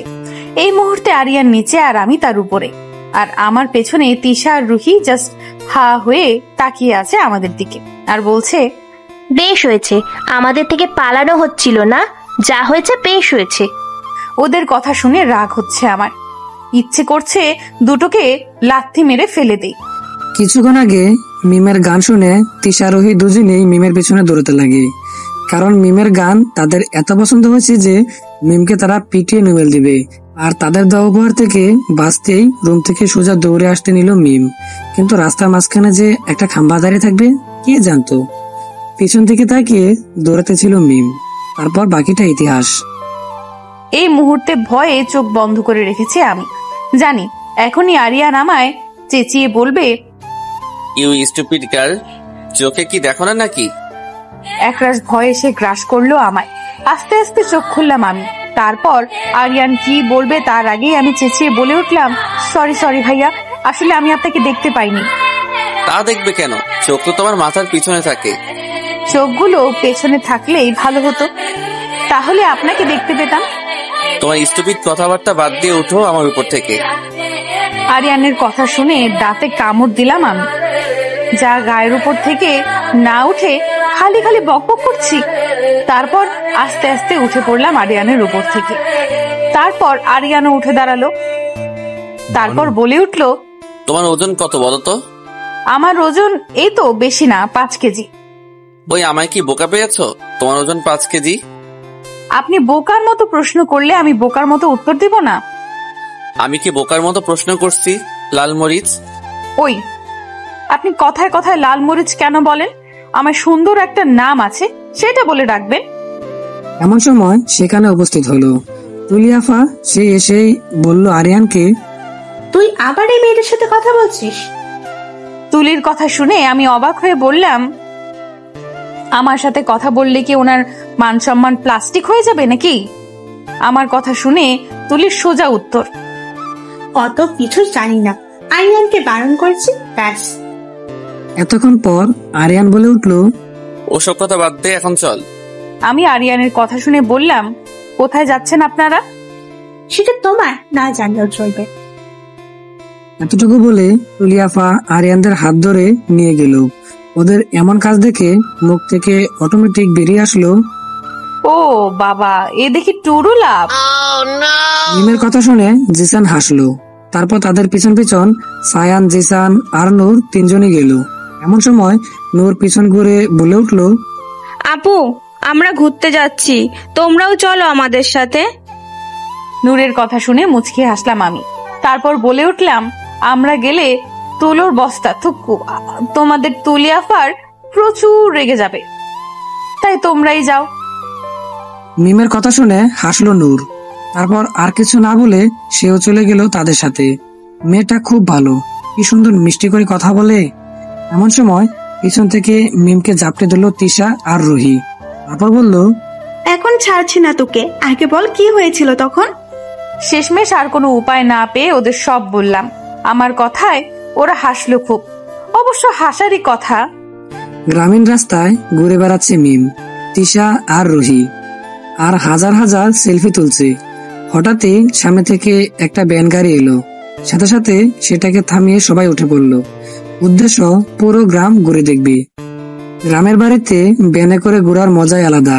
ভ্যানের উপর দাঁড়িয়ে গান গাইছে মিম, যাইমু লং যাইমু বা যাইমু বাংলা গান, তুমি আমি দুজনে মিল্লা করমু কত ফান। আমার গান শুনে তিশা বলে উঠলো, এখানে আমরা তিনজন আছি কিন্তু, আর গানটা তোর জামাইয়ের সাথে থাকলে গাবি। এখন জামাই নাই, তোরা আসুস, যখন হইবে তখন দেখমু আনে। হাও, সেই সময় তো আমাকে ভুইলা যাবি। তখন মনে রাখা কি লাভ? আমার কথা শুনে দুজনেই একসাথে বলল, কি কি? আমি হাসলাম। এদিকে আরিয়ান, সায়ান, জিসান, তুলি, নূর পাঁচজন একসাথে গ্রামে ঘুরে বেড়াচ্ছে আর ছবি তুলছে। আরিয়ানের কাছে আছে একটা ক্যামেরা, যেটা দিয়ে সে ঘুরে ঘুরে পুরো গ্রাম বাংলার ছবি তুলে, আর সায়ান, জিসান, নূর আর তুলি সেলফি তুলে ব্যস্ত। হঠাৎই আরিয়ানের চোখ গেল তাদের কাছ থেকে কিছুটা দূরে একটা ভ্যানে করে যাওয়া তিনটে মানুষের দিকে। সে বুঝতে পেরেছে তিনজন কারা কারা। তাদের কাণ্ড থেকে হাসলো আরিয়ান। লাল মরিচের কাণ্ড দেখে আরিয়ান বলে উঠল, পাগলি মেয়ে একটা। হঠাৎ ডাক পড়ল আরিয়ানের। আরিয়ানও আর কিছু না ভেবে আরেকবার ওদের দিকে তাকিয়ে চলে গেল জিসানেদের কাছে। পাক্কা 30 মিনিট ভ্যানে করে ঘুরে নামলাম আমরা। তারপর বড় একটা মাঠের দিকে হাঁটতে লাগলাম আমরা তিনজন একসাথে। হঠাৎ তিশা বলে উঠল, দোস্ত, ঘুরতে ঘুরতে ক্ষুধা লেগে গেছে তো। আমারও। কিন্তু এই মুহূর্তে খাবার কোথায় পাবো? আশেপাশে তো কোনো দোকান নেই, আর আমরা তো এই ক্ষেতের ভিতর চলে এসেছি। হঠাৎই সামনে একটা পেয়ারা গাছ দেখতে পেল। তারপর ওদের দিকে তাকিয়ে চেঁচিয়ে বলে উঠল, দোস্ত দেখ, সামনে কি পেয়ারা খাবি? আমার কথা শুনে ওরা হেসে বলল, খাবো, কিন্তু পারবো কেমনে? চাপ নিস না, আমি তো আছি। আমার কথা শুনে ওরা দুজনেই অবাক হয়ে বলল, তুই গাছে উঠবি? পারিস উঠতে? পারি না তাতে কি হয়েছে, চেষ্টা তো করতে পারি। পড়ে গেলে কি হবে? আরে পড়বো না তো, তোরা দাঁড়া। এই বলে আমি কোমরে ওড়না বেঁধে গাছে উঠতে লাগলাম। কিছুক্ষণের মধ্যেই উপরে উঠে গেল। তারপর একটা একটা করে প্রায় অনেকগুলো পেয়ারা ওদের হাতে দিল। তারপর ওরা খেতে শুরু করলো, আর মিম গাছে ডালে বসেই খেতে শুরু করলো। সময়টা দুপুর হওয়ায় এই মুহূর্তে আশেপাশে তেমন কেউ নেই। বেশ কিছুক্ষণ পর তিশা আর রুহি বলে উঠল, আর কতক্ষণ গাছে বসে থাকবি? এখন তো নাম। ওদের কথা শুনে পড়লাম আমি আরেক বিপদে। উঠে তো গেছি, এখন নামবো কিভাবে? আমার কথা শুনে ওরা অবাক হয়ে বলে উঠলো, কি চেঁচাচ্ছিস কেন? আমি নামতে পারছি না, আমায় নামা তোরা। আমার কথা শুনে দুজনেই দুশ্চিন্তায় পড়ে গেল, আর আমারও এখন ভয় হতে লাগলো, কারণ আমি সিরিয়াসলি নামতে পারছি না। ভাই তোরা কিছু একটা কর, আমি সত্যি সত্যি নামতে পারছি না। এমন সময় ওখানে এসে উপস্থিত হলো আরিয়ান, সায়ান, জিসান, তুলি আর নূর। জিসান জিজ্ঞেস করলো, তোমরা এখানে কি করছো? আমরাও আপনাদের মতো ঘুরতে ঘুরতে এখানে এসেছি, কিন্তু সায়ানের কথা শুনে ঈশা বলে উঠলো, আসলে ভাইয়া আমরা একটা বিপদে পড়েছি। কি বিপদে পড়েছো তোমরা? আর তোমরা দুজন কেন? আরেকজন কোথায়? আরিয়ানের কথা শুনে রুহি হাতের ইশারায় আমায় দেখালো, তারপর বলল, ও গাছে উঠে তো পড়েছে, কিন্তু নামতে পারছে না। আচমকা সবাই আমার দিকে তাকাতেই আমি এক দাঁত কেলানি হাসি দিয়ে বললাম, সারপ্রাইজ। আমার কথা শুনে সবাই জাস্ট অবাক হয়ে তাকিয়ে রইল। কি ডেঞ্জারাস মেয়ে রে বাবা, বিপদে পড়েছে তারপর হাত কেলানি কমলো না। হঠাৎ জিসান আমার সামনে এসে বলল, তুমি ওখানে কি করছো? আমি ভাইয়া ক্যাচ, এই বলে একটা পেয়ারা মারলাম জিসানের দিকে। জিসানও ধরে ফেললো। জিসান ধরতেই আমি বলে উঠলাম, ভাইয়া খান, প্রচুর মিষ্টি, আর এইটা পারার জন্য উঠেছিলাম গাছে। জিসানও আমার কথা শুনে পেয়ারা খেতে লাগলো, তারপর বলে উঠলো, সত্যি খুব মিষ্টি। বলেছিলাম না ভাইয়া, আরো দিব? দাও। তারপর জিসান আর মিম ওখানে ওভাবে গল্প করতে শুরু করে দিল, আর বাকিরা জাস্ট হা হয়ে তাকিয়ে রইল তাদের দিকে, কারণ তারা হয়তো ভাবতেই পারছে না এরকম একটা সিরিয়াস বিষয়ে এমন কিছু করবে দুজন। কিছুক্ষণ পর তিশা আর আরিয়ান একসাথে সামনে এসে বসলো। এই তোরা কি করছিস বলতো? ও ওখান থেকে নামতে পারছে না, আর তোরা কিনা একসাথে গল্প শুরু করে দিছিস। তিশার কথা শুনে এতক্ষণ পর আমার মনে পড়লো যে আমি গাছের ডালে আটকা পড়েছি। আমি চেঁচিয়ে বললাম, ভাইয়া প্লিজ হেল্প মি। আমার কথা শুনে আরিয়ান বিরক্ত মাখা মুখ নিয়ে বলল, তোমায় ওখানে উঠতে বলেছিল কে? আরিয়ানের কথা শুনে আমি ভেবে বললাম, কে যেন বলেছিল। হ্যাঁ ভাইয়া, আমি নিজেই নিজেকে বলেছিলাম। Shut up.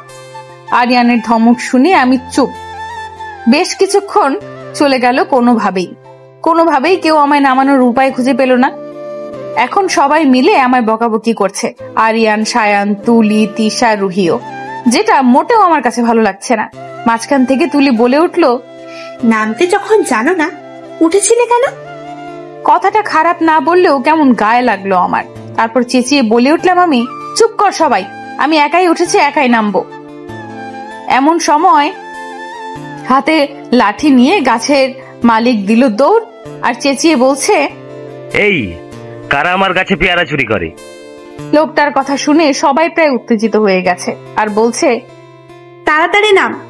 আমিও আর কোনো উপায় না পেয়ে নিচে নামতে ব্যস্ত হয়ে পড়লাম, আর যার পরিণতি পা পিছলে পড়ে গেলাম। ভয় চোখ বন্ধ করে নিলাম। জানি এখনই আমায় নিয়ে হসপিটালে দৌড়াতে হবে, আর আমি হসপিটালের বেডে শুয়ে থাকবো। আর কিছু মনে নেই। অতিরিক্ত রৌদ্রের তাপ আর ভয়ে আমি জ্ঞান হারালাম। কোথায় নিয়ে যাচ্ছেন আমায়? এক প্রকার চেঁচিয়ে কথাটা বলে উঠলাম আমি আরিয়ানকে, কিন্তু আরিয়ান আমার কোনো কথার উত্তর না দিয়েই হন করে আমায় কোলে তুলে নিয়ে সোজা ডাক্তারের চেম্বারে গিয়ে চেয়ারে বসিয়ে দিল। আমি তো রীতিমতো ভয়ে ঘাবড়ে গেলাম।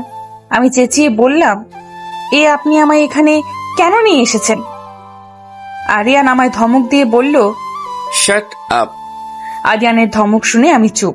এমন সময় একজন ডাক্তার এসে বড় একটা ইনজেকশন নিয়ে আসলো, যা দেখে আমি ভয়ে বললাম, এটা দিয়ে কি হবে?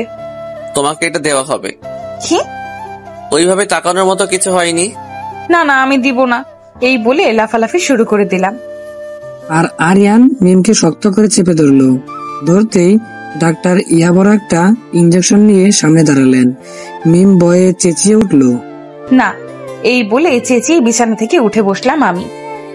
এদিকে হঠাৎ করে আমি চেঁচিয়ে উঠাতে সবাই অবাক হয়ে গেল। এমন সময় তিশা আমায় ধরে বলল, কি নানা করছিস? হঠাৎ করে তিশা ধরাতে মিম আশপাশে থাকে সবাইকে দেখে অবাক হলো। সবাই অবাক হয়ে তাকিয়ে আছে মিমের দিকে, আর মিমও চারপাশে তাকিয়ে বোঝার চেষ্টা করছে এখানে কি হচ্ছিল। পরক্ষণে বুঝতে পারলো সে এতক্ষণ স্বপ্ন দেখতেছিল, আর এখন বাড়িতেই শুয়ে আছে। ও বাবা গো, কি ভয়ঙ্কর স্বপ্ন! স্বপ্নেও ফাটা স্পিকার, আমার সাথে সাংঘাতিক ছেলে। আমার ভাবনার মাঝে তিশা বলে উঠল, কি হলো, কি ভাবছিস? না কিছু না। তুমি ঠিক আছো তো? জিসানের কথা শুনে মুচকি হাসলাম আমি। তারপর বলে উঠলাম, জি ভাইয়া, কিন্তু আমার কি হয়েছিল? আমার কথা শুনে জিসান অবাক হয়ে বলল, কি তোমার কিছু মনে নেই? কি মনে থাকবে ভাইয়া? আমার কথা শুনে আরিয়ান বলে উঠল, এত কিছু ঘটে গেল আর লাল মরিচ বলে কি ওর নাকি কিছু মনে নেই। অবশ্য অজ্ঞান হয়ে গিয়েছিল, তাই মনে নেই হয়তো। যাকগে, বাদ দে, আমাদের কাজ শেষ, সবাই চল এখন। আরিয়ানের কথা শুনে একে একে সবাই বেরিয়ে গেল। সায়ান, জিসান, তুলি, নূর, আরিয়ান। আমি এখানে কি করে আসলাম? তখন তুই গাছ থেকে যখন পড়ে যেতে নিয়েছিলি, তখন আরিয়ান ভাইয়া তোকে ধরে ফেলে।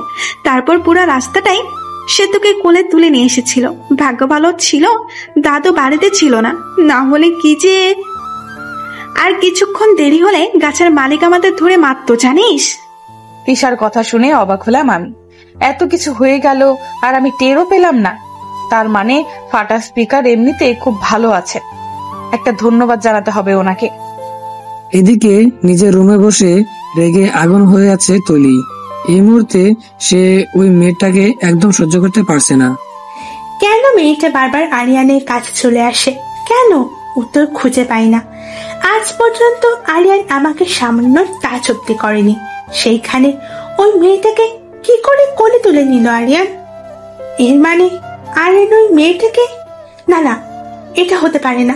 আরিয়ান শুধু আমার। এইরকম নানা কিছু ভেবে রেগে আগুন হয়ে যাচ্ছে তুলি। সে কিছুতেই আরিয়ানের সাথে ওই মেয়েকে সহ্য করতে পারছে না। কেন পারছে না তা সে নিজেও জানে না। সিঁড়ি বেয়ে উপরে উঠছে রুহি, কারণ সে এক গ্লাস শরবত বানিয়ে নিয়ে যাচ্ছে মিমের জন্য। আর অন্যদিকে সিঁড়ি বেয়ে নিচে নামছিল সায়ান।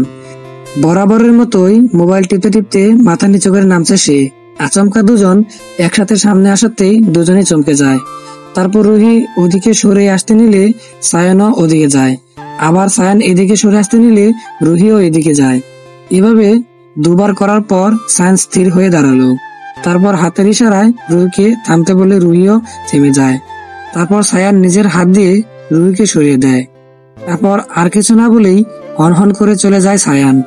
আর রুহি কিছুক্ষণ সায়ানের যাওয়ার পানে তাকিয়ে থেকে আনমনে হেসে উপরে চলে যায়। উপরে উঠে সোজা রুমে ঢুকে পড়লো রুহি, কিন্তু বিছানায় মিমকে দেখতে না পেয়ে অবাক হয়ে তিশাকে বলল, ও গেল কই? ওটা আবার কে? আরে মিম। ও একটু বাইরে গেছে কোনো একটা কাছে। ও, কিন্তু আমি যে ওর জন্য শরবত নিয়ে এসেছিলাম সেটা? তিশা গিয়ে রুহির হাতে শরবতটা নিয়ে বলল, ও নেই তো কি হয়েছে, আমি তো। এই বলে ডক করে পুরো শরবত খেয়ে নিল। আরিয়ানের রুমে উকি মারছি আমি। উদ্দেশ্য হলো আরিয়ানকে দেখে একটা ছোট্ট ধন্যবাদ দেওয়ার। এক সময় পেছন থেকে আরিয়ান বলে উঠল, চোরের মতো আমার রুমে উকি মারছো কেন? আচমকা এমনটা হওয়াতে আমি ঘাবড়ে গেলাম। পরক্ষণেই নিজেকে সামলে নিয়ে বললাম, চোরের মতো উকি মারতে যাব কেন? তাহলে কি করছো? কিছু বলার ছিল আপনাকে ভাইয়া, একটু নিচু হন। ও, বুঝতে পেরেছি, সেদিনের মতো আবার কোনো নতুন শয়তানি ধান্দা, তাই না? আরিয়ানের কথা শুনে আমি অবাক হয়ে বললাম, আরে না, আপনি তো আমার চেয়ে লম্বা, তাই একটু নিচু হতে বলেছি। যা বলার এইভাবে বলো, তোমায় বিশ্বাস নেই? আচ্ছা ঠিক আছে। বলো। আসলে ভাইয়া। একদম আসলে আসলে করবে না, যা বলবে সোজা সাপটা বলে ফেলো। আমাকে হেল্প করার জন্য অসংখ্য ধন্যবাদ ভাইয়া আপনাকে। ও, এই ব্যাপার, ঠিক আছে। এতটুকু বলে মুচকি আসলো আরিয়ান। ঠিক আছে ভাইয়া, আমি তাহলে এখন আসি, পরে কথা হবে। আমার কথায় হাসলো আরিয়ান, তারপর বলল, ঠিক আছে বাই। আমি দৌড়ে চলে আসলাম। এদিকে আমাকে এইভাবে দৌড়াতে দেখে হেসে বলল, আসলেই পাগলি মেয়ে একটা। তারপর চলে আসলাম রুমে। সন্ধ্যা 7টা। দয়াল তোর লাইগা তাহেরি আঙ্কেলের ডিজে গানটা গাইছি আমি, তিশা, রুহি আর সাথে লুডো খেলছি। এমন সময় আমাদের রুমের পাশ থেকে হেঁটে যাচ্ছিল জিসান। এমন গান শুনে সে অবাক হয়ে রুমের ভেতর ঢুকলো। আমাদের গানের মাঝখানে আমাদের রুমে এসে উপস্থিত হলো জিসান ভাইয়া। আমাদের গান গাইতে দেখে হাসলো সে, তারপর বলল, এটা কি গান গাইছো তোমরা? আরে ভাইয়া চাপ নিবেন না, একটা গান গাইলেই চলে। তুমি তো তুমি, তা করছো কি তোমরা? এই তো ভাইয়া লুডো খেলছি মোবাইলে, আপনি খেলবেন? মিমের কথা শুনে তিশা একটা গোতা মারলো। ওর মারা দেখে কোনো গুরুত্ব না দিয়ে আবারও জিসান ভাইকে বলল মিম। কি হলো ভাইয়া, খেলবেন? জিসান কিছুক্ষণ ভেবে বলল ঠিক আছে। তারপর আর কি, চারজন মিলে ওরাদুরা হাসাহাসি আর খেলাখেলি শুরু। জিসান ভাইয়া সত্যি খুব মিশুক টাইপের একটা ছেলে। এদিকে নিজের রুমে বসে আড্ডা দিচ্ছে আরিয়ান, সায়ান, তুলি আর নূর। নূর সবার থেকে ছোট থেকে চুপচাপ ওদের কথাগুলো শুনছে আর বোরিং হচ্ছে। হঠাৎ সায়ান বলে উঠলো, জিসান কই রে? ওকে ছাড়া আড্ডাটা ঠিক জমছে না। জিসানের কথা শুনে আরিয়ানও বলে উঠলো, ঠিক বলছিস, ওকে ছাড়া আড্ডা জমে না। ওদের কথা শুনে নূর বলে উঠলো, আমি গিয়ে জিসান ভাইয়াকে ডেকে আনছি। ঠিক আছে যা। তারপর নূরও আর কিছু না বলে চুপচাপ চলে গেল। খুঁজতে খুঁজতে নূর চলে এলো তাদের রুমে। খেলার মাঝখানে নূরকে দেখে অবাক হলো সবাই। তারপর মিম নূরকে বলে উঠলো, আসো তুমিও খেলবে আমাদের সাথে। ও মাথা নাড়ালো, ব্যাস হয়ে গেছে। আমরা 5 জন মিলে আবার গল্প শুরু করে দিলাম। ও আমাদের হাসাহাসি দেখে এক প্রকার ভুলেই গেছে আরিয়ান নোকে কি বলেছিল। এদিকে বেশ কিছুক্ষণ পর আরিয়ান নূরকেও রুমে আসতে না দেখে অবাক হয়ে বলল, একটাকে খুঁজতে আনতে বলেছিলাম, এখন দেখি ও নিজেও নিখোঁজ হয়ে গেল। ঠিক বলছিস, কে এলো কই এরা? চল গিয়ে দেখি। তারপর আর কি, 3 জন মিলে বেরিয়ে গেল রুম থেকে। বাবা তোমার দরবারে সব পাগলের খেলা। জিসানের মুখে এমন গান শুনে হাসলাম আমরা। তারপর আমি হেসে বলে উঠলাম, কি যে বলেন ভাইয়া, শুধু পাগলের সাথে খেলা, পাগলেরাও তো আছে। আমার কথা শুনে হাসলো জিসান ভাইয়া। তারপর বলল, যেমন তুমি। জিসানের কথা শুনে আমি একটা রাগী লুক নিয়ে বললাম, এটা কি বললেন আপনি ভাইয়া? আমি পাগলি? আমার মতো এত সুন্দর ইনোসেন্ট মায়াডারে আপনি এত বড় মিথ্যা অপবাদ দিতে পারলেন? হাসলো জিসান, তারপর বলল, তুমি আসলে একটা পাগলি। আমি পাগলি হইলে আপনিও পাগল। আমার কথা শুনে হাসলো রুহি, নূর, তিশাও। অবাক চোখে তাকিয়ে আছে আরিয়ান, সায়ান আর তলি তাদের দিকে। হয়তো তারা বিশ্বাস করতে পারছে না জিসান আর নূর তাদের সাথে এইভাবে হাসাহাসি করবে। এক কথায় বলতে গেলে এই মুহূর্তে তারা 5 জনই ভালো বন্ধু হয়ে গেছে। খেলার মাঝখানে আরিয়ান তাদের সামনে এসে বলল, এই তোরা এখানে কি করছিস? আচমকা আরিয়ানের কথা শুনে সবাই খেলা বন্ধ করে ওর দিকে তাকালো। ওদের দেখে জিসান বলে উঠলো, ও তোরা ভাই সবাই মিলে লুডো খেলি। হ্যাঁ, জিসানের কথা শুনে তলি ঠাস করে বলে উঠলো, এই ফালতু গেম আর ফালতু মেয়েদের সাথে আমি খেলি না। তুলিয়াফার কথা শুনে ঠাস করে মেজাজটা গরম হয়ে গেল আমার। রেগে বললাম আমি, এই তো মিস তুলোর বস্তা, দিলেন তো এত সুন্দর মুডটারে নষ্ট করে। আসলে আপনি কোনো দিন ভালো হবেন না। আমরা ফালতু আর আপনি হলেন ফতুয়া। আর আপনাদের কে ডাকলো এখানে খালি খালি আমাদের সুন্দর মোমেন্টটা নষ্ট করে দিতে? যত সব ফাউল টাইপের আফা। আমার কথা শুনে তুলি রেগে বলল, ইউ। আমি কিছু বলতে যাব তার আগেই জিসান ভাইয়া বলে উঠলো, তুলি তুই থাম, অকারণে দিনে বাজে মন্তব্য করিস না তুই। আর তোদের কে বলছে এখানে আসতে? আর আসছিস ভালো কথা, তোর ভালো লাগেনি তুই চলে যা। অকারণে ওদের নামে বাজে কথা বলিস কেন তুই? জিসানের কথা শুনে তুলি তো রেগে আরো আগুন হয়ে গেল। তারপর বলল, তুই ওদের জন্য আমার সাথে ঝগড়া করছিস? এখানে ঝগড়া করার কোনো বিষয় নাই, যেটা সত্যি তাই বলছি। ওদের এই কথার মাঝখানে আরিয়ান বলে উঠলো, আমরাও খেলবো। আমি খেলবো না। ফালতু মেয়েদের সাথে কেন খেলবেন? আমার কথায় আরিয়ান ধমক দিয়ে বলল, শাট আপ। কথায় কথায় খালি পারে শ্যাট আপ শাট আপ, তত সব ফালতু কথা। কি না, কিছু না। তারপর আর কি, শেষমেশ আর কোনো কিছু না বলে সবাই খেলা শুরু করে দিল। 3 জন ওরা আর 3 জন ওনারা। হাড্ডাহাড্ডি লড়াইয়ের মাধ্যমে খেলা শুরু হয়ে গেল তাদের। প্রচুর হাসি ঠাট্টার মধ্যে চলছে তাদের খেলা। এদিকে তাদের এত আনন্দ সহ্য হচ্ছিল না তুলির। ভিতরে ভিতরে প্রচুর রেগে গেল। তুলি রেগে আগুন হয়ে বাড়ি মারলো কারেন্টের সুইচে। সাথে সাথে রুমে অন্ধকার ডুবে গেল। এদিকে পুরো রুম অন্ধকারে ডুবে যাওয়ার সাথে মিমের চোখ মুখ কালো হয়ে ফ্যাকাশ হয়ে যাচ্ছে। ভয়ে হাত পা ঠান্ডা হতে লাগলো। শ্বাস মনে হয় বন্ধ হয়ে যাবে এখনই তার। এদিকে তিশা রুহি দুজনে বুঝে গেছে এখন কি হতে চলছে। তিশা তাড়াতাড়ি দৌড়ে এসে মিমের মাথা ওর বুকের সাথে জড়িয়ে ধরে বলল, কিছু হবে না, চোখ বন্ধ করে রাখ। ওর কথা শুনে আমি ওকে শক্ত করে জড়িয়ে ধরে চোখ বন্ধ করে দিলাম। এটা হলো আমার একটা দুর্বলতা। অন্ধকার রুম আমার একদম সহ্য হয় না। ছোটবেলা থেকেই এই জিনিসটা আমায় কুরে কুরে খাচ্ছে। জীবনের সবচেয়ে বড় ভয়ঙ্কর বিষয় হলো আমার কাছে অন্ধকার রুম। আর আমার এই সমস্যা সম্পর্কে তিশা রুহি জানে, তাই তিশা আমায় জড়িয়ে ধরলো। বর্তমানে তিশা রুহিকে বলছে, কি করছিস তুই? তাড়াতাড়ি রুমের লাইট জ্বালা। রুহিও অস্থির হয়ে পড়ছে, কারণ এর আগেও এমন একটা মুহূর্ত পড়েছিল তিশা আর রুহি। সেদিন সন্ধ্যার পর গিয়েছিল রুহি আর মিম তিয়াসাদের বাসায়। তখন হঠাৎ করে কারেন্ট চলে যাওয়াতে মিম পুরো পাগলের মতো বিহেভ করছিল। শেষে এমন হয় যে ও অজ্ঞান হয়ে যায়, আর ও ঠিক হতে পুরো একদিন সময় লেগেছিল। এদিকে মিমের অবস্থা খারাপ হতে লাগলো। চোখের সামনে কিছু ছায়া এসে গ্রাস করলো তার মনে। মিম তিয়াসাকে শক্ত করে জড়িয়ে ধরে চেঁচিয়ে বলে উঠলো, অন্ধকার কেন এখানে? আমার খুব কষ্ট হচ্ছে তিশা, তাড়াতাড়ি কিছু কর। কানের পাশে সব ভন ভন করছে, মাথা ঘুরাচ্ছে। তিশা আমার কানের পাশে এসে বলল, ধৈর্য ধর, এখনই সব ঠিক হয়ে যাবে, প্লিজ অজ্ঞান হোস না, এখনই ঠিক হয়ে যাবে সব। কিন্তু তিশার এই সান্ত্বনা আমার একদম সহ্য হচ্ছে না। এদিকে আরিয়ান, সায়ান, জিসান, নূর, তুলি পাঁচজনই অবাক হচ্ছে। তারা হয়তো কিছুই বুঝতে পারছে না এখানে কি হচ্ছে। হঠাৎ রুহি পুরো রুমে লাইট জ্বালিয়ে দিল। সবাই মিমের অবস্থা দেখে হয়তো অবাক হয়ে গেছে। চোখ মুখ পুরো ফ্যাকাশে হয়ে গিয়েছে। আর মিম এমন ভাবে তিয়াসাকে জড়িয়ে ধরে আছে যেভাবে একটা ছোট বাচ্চা ভয় পেলে তার মাকে শক্ত করে জড়িয়ে ধরে থাকে। এদিকে হঠাৎ লাইট জ্বালিয়ে দেওয়াতে ধীরে ধীরে নিজেকে শান্ত করতে লাগলো মিম। চোখ বন্ধ করে তিশাকে শক্ত করে জড়িয়ে ধরে আছে। এদিকে এতক্ষণ পর জিসান বলে উঠলো, কি হয়েছে ওর? আসলে ওর অন্ধকার রুমে খুব ভয় হয়। ও অন্ধকার রুম একদম সহ্য করতে পারে না।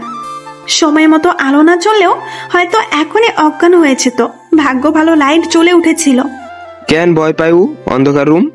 তা তো জানি না ভাইয়া, শুধু এটুকু জানি ও অন্ধকার রুমকে ভয়ঙ্কর কিছু মনে করে। কেন করে তা জানা নেই। এদিকে আরিয়ান শুধু একদৃষ্টি তাকিয়ে রইল লালমরিচের মুখের দিকে। এই প্রথম হয়তো আরিয়ান এতটা ভয় আর গাবড়ে যেতে দেখলো মেয়েটাকে। যে মেয়ে গাছ থেকে নিচে নামবে কিভাবে সেটা নিয়ে কোন রকম চিন্তা ভয় ছিল না, সেই মেয়ে অন্ধকার রুমে এতটা ভয় পেয়ে চুপসে গেল, ভাবতেই পারছে না আরিয়ান। ধীরে ধীরে পুরো পরিবেশটাই শান্ত হয়ে গেল। হাই হল্লো সব নিমেষেই শেষ হয়ে গেল। সবাই কিছুক্ষণ মিমের দিকে তাকিয়ে থেকে ধীরে ধীরে রুমে যেতে লাগলো। আর মিম এখনো গাবড়ে তিশাকে জড়িয়ে ধরে আছে। একে একে সবাই রুম থেকে বেরিয়ে গেল। আরিয়ান দরজার কাছ পর্যন্ত গিয়ে আরেকবার মিমের দিকে তাকিয়ে চলে গেল বাহিরে। তার হয়তো এখনো বিশেষ হচ্ছে না বিষয়টা। সেদিন রাতে সবাই সুন্দরভাবে ঘুমিয়ে পড়লেও আরিয়ান ঘুমাতে পারল না। চোখ বন্ধ করলেই লালমরিচের ভয় পাওয়ার লোকটা বেশি আসছে। বুড়ের ফুরফুরে আলোতে ঘুম ভাঙলো মিমের। মনটা পুরো ফুরফুরে হয়ে গিয়েছে। তারপর ওয়াশরুমে ঢুকে ফ্রেশ হয়ে সোজা দৌড়ে রুম থেকে নিচে নামলো মিম, কারণ তিশা রুহি দুজনই নিচে নেমে চলে এসেছে। রান্নাঘরে কাজ করছিল রুহি আর তিশা। সবাই বসেছিল সায়ান, জিসান, নূরতুলি, আরিয়ান। মিমকে এইভাবে দৌড়াতে দেখে অবাক হয়েছে হয়তো তারা। রান্নাঘরে ঢুকে সোজা ওদের সামনে গিয়ে বলল, ওই শাকচুন্নিরা, তোরা একা একা আসলি কেন? আমায় ডাকলি না কেন? না, এমনি, তুই ঘুমিয়েছিলে তাই আর কি। ও, এমন সময় দাদু ভাইও আসলো নিচে। আমায় দেখে বলল, আরে ময়না পাখি, তুমি ওখানে কি করছো? এখানে আসো। আমিও দাদু ভাইয়ের কথা শুনে হাসলাম। তারপর দৌড়ে গিয়ে দাদু ভাইকে জড়িয়ে ধরে বললাম, তুমিও চলে এসেছো, চলো সবাই মিলে একসাথে ব্রেকফাস্ট করি।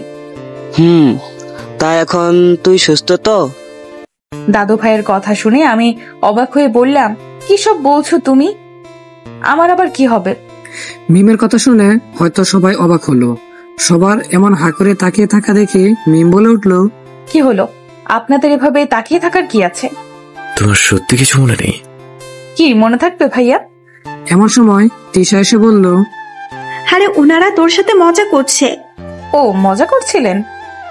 এমন সময় জিসান বলে উঠলো, মজা করছিলাম। চলো তো, জাস্ট প্যারা নাই, চিল। আমি হাসলাম জিসান ভাইয়ার কথা শুনে। তারপর আমিও বলে উঠলাম, একদম ঠিক বলেছেন ভাইয়া, কোনো প্যারা নাই, জাস্ট চিল। তারপর হাসতে